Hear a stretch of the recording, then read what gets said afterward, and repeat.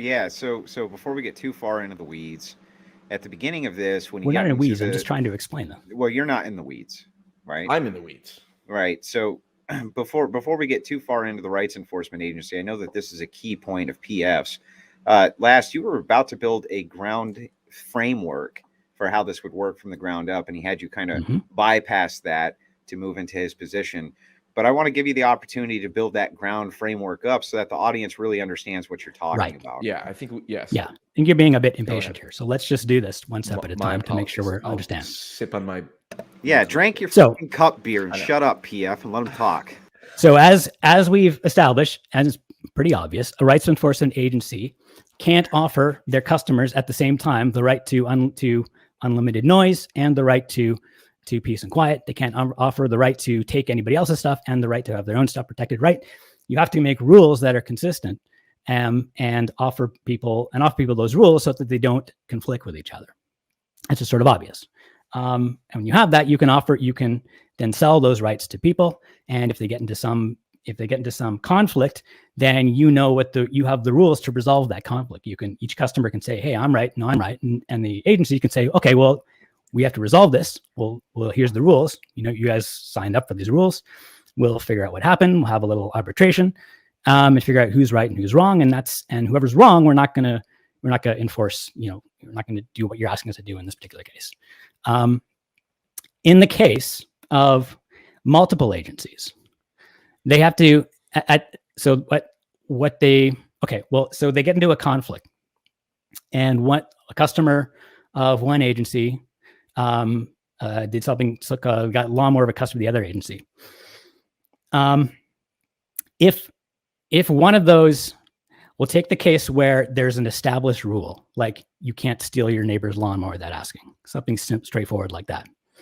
If it's unclear, in that case, if the facts were known, it would be clear who was in the right and who was in the wrong, right? It's pretty straightforward.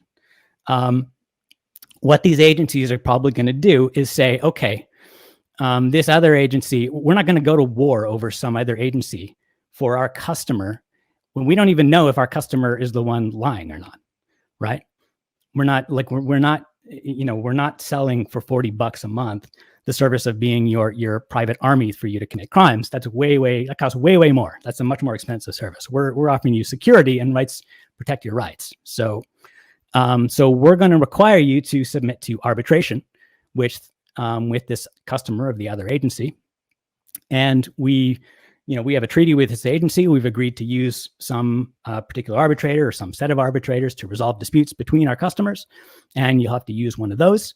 And whatever that arbitrator decides, we're going to go with that, even if it decides for the customer of the other agency, because we're not in the business of fighting wars, private wars for customers who want to steal other people's lawnmowers. Now, you might ask, where do these rules come from? Well, when these agencies make treaties with each other, they're going to have to choose arbitrators to settle the disputes.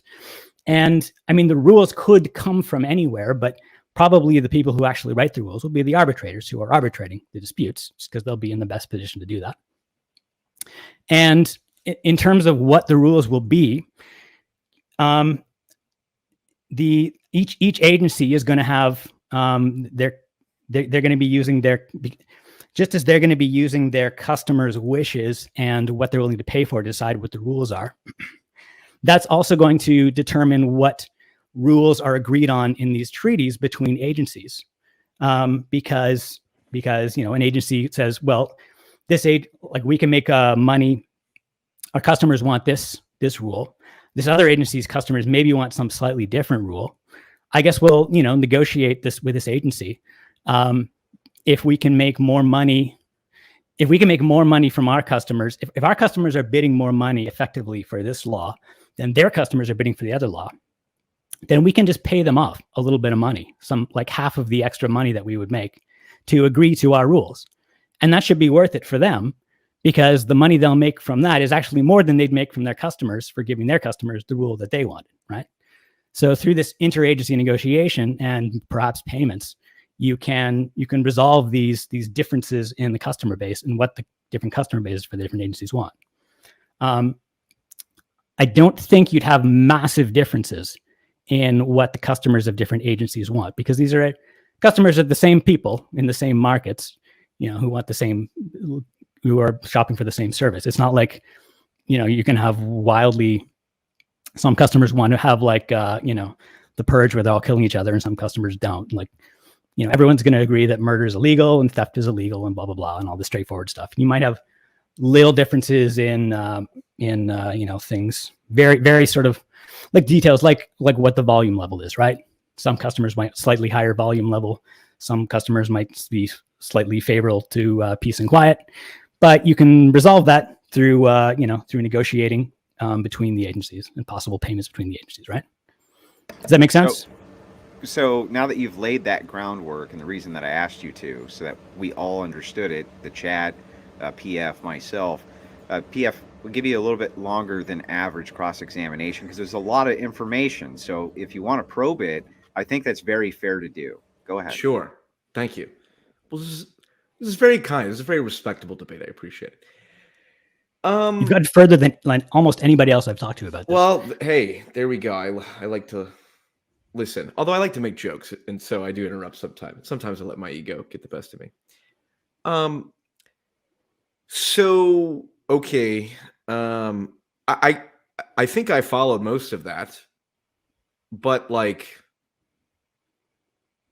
I don't. How is that better than the state? Because what you just said, like a state can do what you just said is like, well, the state will be the arbitration agency who will make the laws, like the sound volume. Each locality is like, well, you can play your sound at this level, but at any higher than that, it's now a disturbing of the peace, and then the police get called. And you're talking about these treaties between arbitration agencies and rights enforcement agencies. It's like, well, that's just called federalism, right? Right? Cities have agreements with each other, or if they have disputes with each other, it goes to the state, right? And then if states have disputes, cities don't make treaties federal with each other. I agree. But let's say two cities had a dispute, or a private individual and a city, or a private individual and a local government. But that's very different than tiered governments, right? Tiered governments don't have the lower governments settle things by treaties. They just, anything that they would get into a conflict over is resolved by the higher government. Lower governments just don't have any say in it, right? Sure. So it's different than treaties. Okay, let me just put it simply. Liberal democracy so far is pretty good in terms of creating literally the safest societies that have ever existed in the history of mankind. Not perfect, obviously, but it works generally pretty good. It works well enough that you and I have enough free time to be debating. It works better than other things that we've tried, right? Sure. I don't, it seems like, to go from what we have now to utter stateless society seems like a big jump. I guess what you're saying sounds good on paper, but like, I'm kind of confused on what, like, there's, well, I'm not really following. I'll just say until we try it, it's only going to be on paper, right? Sure, but like we don't. This is not a like all or nothing leap of faith thing. We can try this incrementally. Well, and that's why federalism works so great. Laboratories of democracy. We can give each state can do something differently, and each city can do something differently, right? Isn't that kind of what we have now? Well, no, it's not. It's very different from what we have now. First of all, like I say, cities are not sovereign. They have certain things that they're allowed to make laws about locally, but anything that's outside that is just passed down, just come down from above, from the next tier up of government, and they don't have any say in it, right? So there's no negotiation, and you don't have, even if you're in a city, you have a little bit of choice. Let's say you're in a city and the law enforcement sucks for whatever reason. Okay, you can't switch law enforcement agencies without moving to a different city. You have to significantly disrupt your life and take on a lot of other costs, probably change your job, change your friends, move, blah, blah, blah, blah, just to change the law enforcement.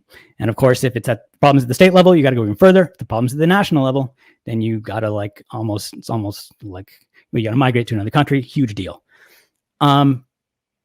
if with these agencies, they're not territorial at all. You can literally just change your rights enforcement agency as easy as you can change your cell phone provider, right? You don't have to move, you don't have to do anything. That's that's a much stronger influence that you have as an individual over the quality of the service you're getting.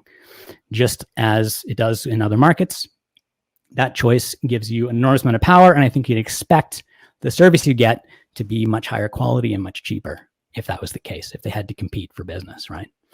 And we're talking about competing in things like do the police actually come when you call them, right? That's a big thing.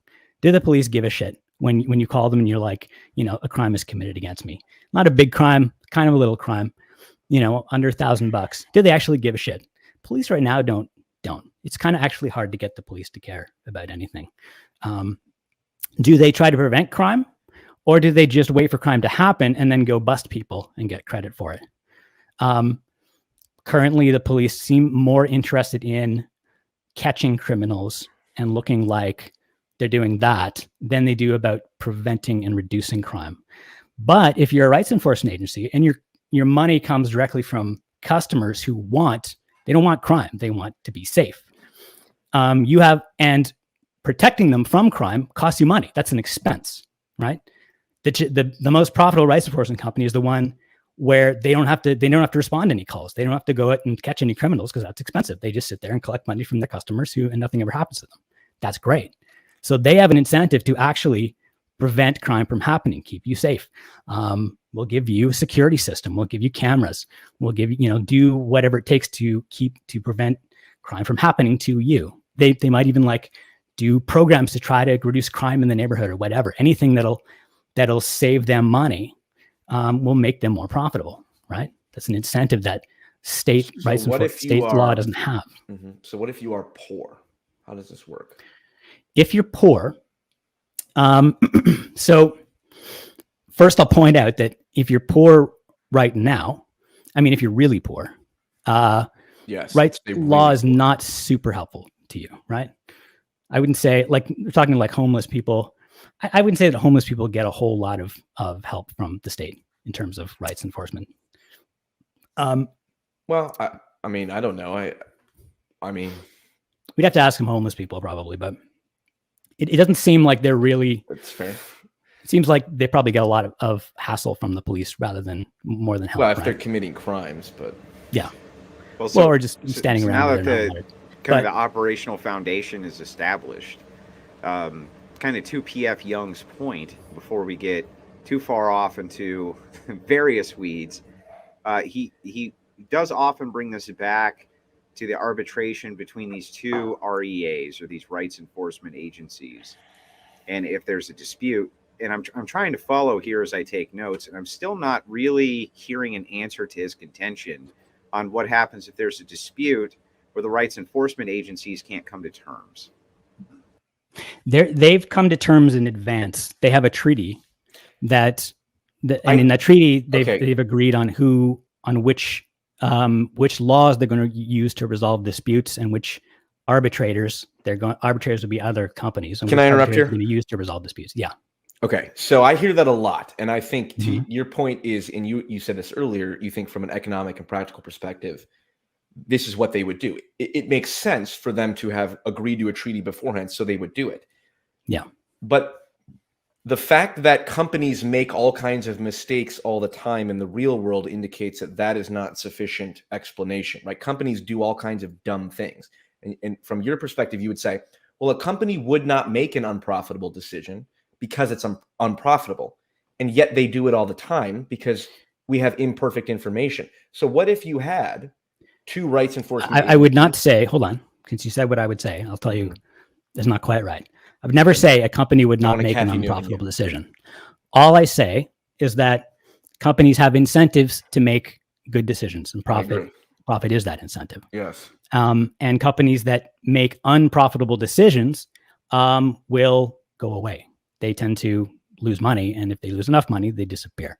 Whereas the companies that make profitable decisions tend to grow and gain more market share and become more profitable. Sure, I agree with that. I agree with all that. So that's really what market incentives are about. It's not that it is impossible for a company to make an I know. economic decision. It's that but the it is- economics takes care of it for them, right? Right. But my question to you was, you have two rights enforcement agencies, right, in two neighboring communities, and they did not create a treaty with each other ahead of time. You said it's economically profitable for them to do so, but as we just agreed, companies make all kinds of terrible decisions all the time. So you have two companies or two communities, neighborhood A and B, right next to each other, with two separate rights enforcement agencies, and they have not made a treaty ahead of time. Well, they're gonna have to make one as soon as they get into a conflict, right? And if they do something. don't, if they aren't so